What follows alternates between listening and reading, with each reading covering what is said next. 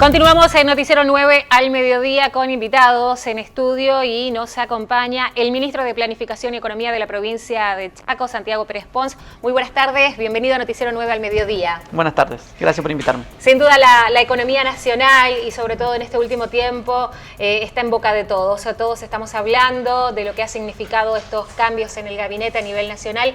¿Cambiará el rumbo? Bueno, la verdad que independientemente de los cambios, creo que los argentinos y las argentinas estamos preocupados en general, ¿no?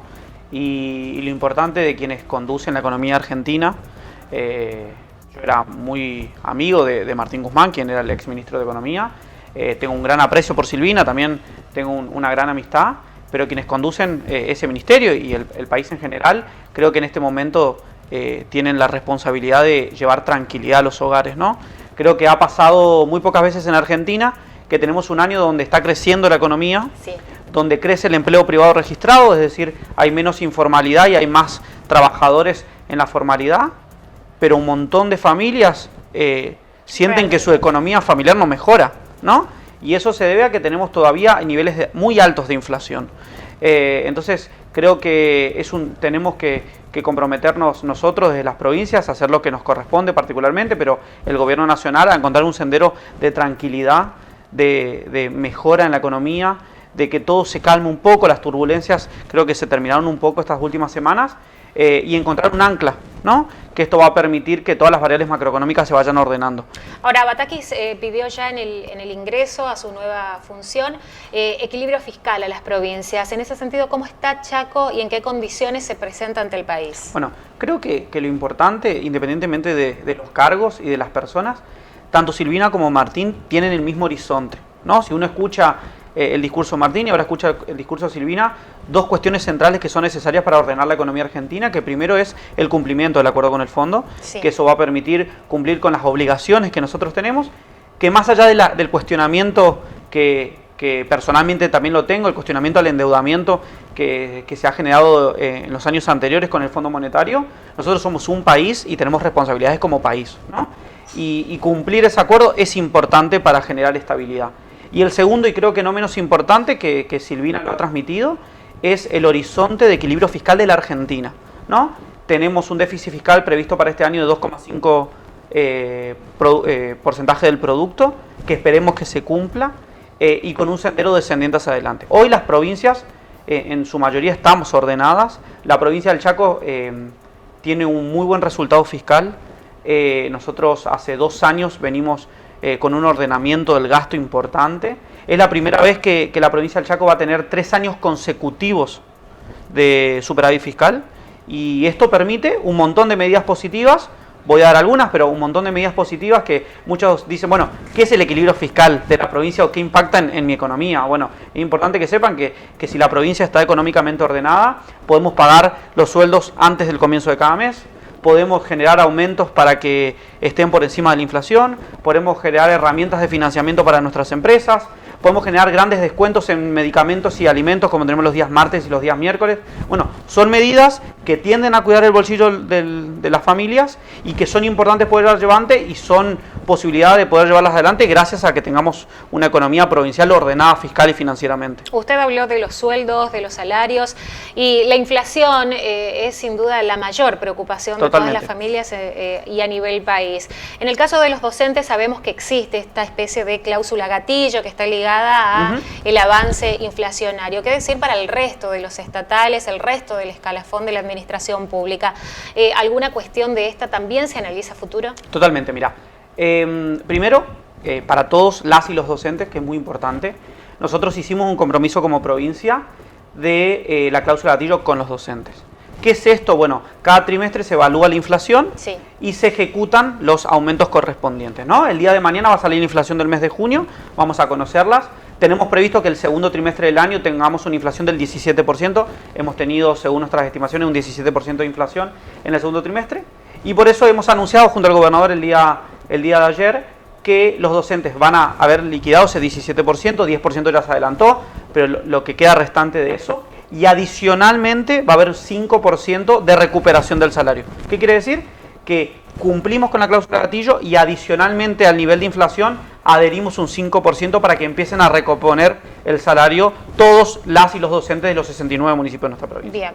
Y en lo que corresponde al resto de la administración, los médicos, los enfermeros, sí, la policía, el servicio penitenciario y todos los que componen la administración pública, hemos tomado dos definiciones. Ahora en el mes de julio se va a liquidar un 7% de aumento, que esto permite que todos los empleados estén por aumentos superiores al 36%, que va a ser la inflación del primer semestre. Quiere decir que cumplimos con que los aumentos estén por encima de la inflación. Y hemos transmitido tener las paritarias abiertas. ¿Qué significa esto? Bueno, viendo que los niveles de inflación todavía siguen siendo elevados, vamos a ir reajustando para que ningún trabajador pierda, ¿no? Una carrera contra la inflación que se va a ir viendo mes a mes, podemos decir. Mientras la inflación siga creciendo a este ritmo, también los sueldos irán acompañando. Eso es un compromiso, pero lanzamos también medidas particulares para el resto de los trabajadores, porque obviamente que nosotros del Ministerio de Economía tenemos incidencia particularmente en los salarios públicos, pero hay trabajadores informales, hay trabajadores del sector privado, por eso lanzamos una política muy importante que ha tenido muchísimo efecto, que son las políticas de descuentos en medicamentos y alimentos los días martes y los días miércoles.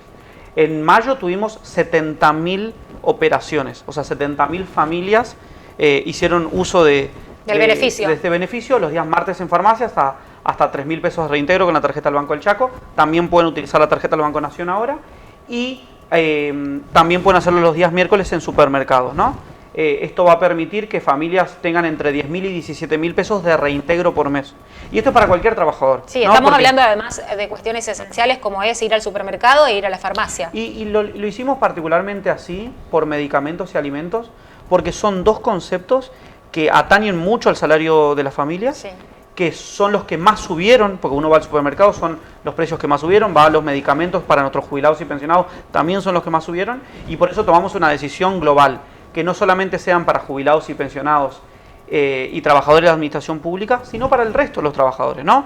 Porque el que trabaja en el sector privado, el que es informal y trabaja en la economía popular, también tiene que tener una mejora en su salario indirecto que puede también transformar el Estado. Lo saco del plano netamente económico, hablamos del área de planificación, ministro, porque, bueno, a partir de toda esta incertidumbre que se generó en los últimos días, ¿qué podemos decir de las obras públicas previstas para este segundo semestre del año? Hay algo muy ansiado que es el segundo paso interprovincial Chaco-Corrientes. A partir de esta situación de coyuntura difícil que estamos viviendo, ¿podemos seguir pensando en un futuro próximo, no digo inmediato, que se pueda avanzar? Sí, bueno, muy importante el tema de obras, no solo por la mejora de la calidad de los servicios que brindan las obras públicas, sino por lo que generan la economía, ¿no? Antes, voy a dar algunos ejemplos, antes de 100 pesos que entraban a la provincia, en 2019 9 pesos de esos 100 iban al pago de inversiones públicas, sí, ¿no? Que son mejoras para la calidad de vida de los chaqueños. Hoy, de esos 100, 22 van a la inversión pública, que son mejoras de escuelas, mejoras de hospitales, mejoras de rutas, mejoras de pavimento.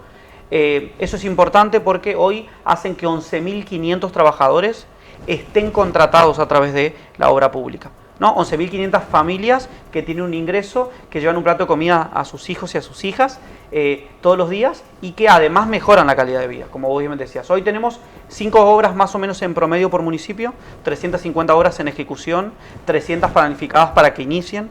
El financiamiento provincial y nacional está garantizado para las obras que tenemos planificadas. El segundo puente es una obra estructural de nuestra provincia, entiendo... Tantas veces postergada, ¿no? Totalmente, y con mucha ansia. Sí. Todos los trámites financieros y administrativos los pudimos hacer, y lo que seguramente hoy el gobernador vuelve de Buenos Aires, estuvo con el ministro Gabriel Catopodis, va a venir Gabriel, el ministro de Obras Públicas, bien, a juntarse con el gobernador de Chaco, con el gobernador de Corrientes, a hacer anuncio de los primeros trabajos para que inicien las operatorias del puente. Acordémonos que es una obra que seguramente durará 2 años en ejecución, pero bueno, esperamos todos la ansia de que pueda comenzar y que puedan iniciarse los primeros trabajos. O sea que esta situación de coyuntura no tiene por qué jugar en contra de esto que ya estaba previsto hace mucho tiempo. Siempre las circunstancias las tenemos que ir sobrellevando, pero sí, creo que están las condiciones, cuando uno pone el foco y pone las prioridades, tendrá que ver cómo ir buscando el financiamiento necesario, pero yo creo que está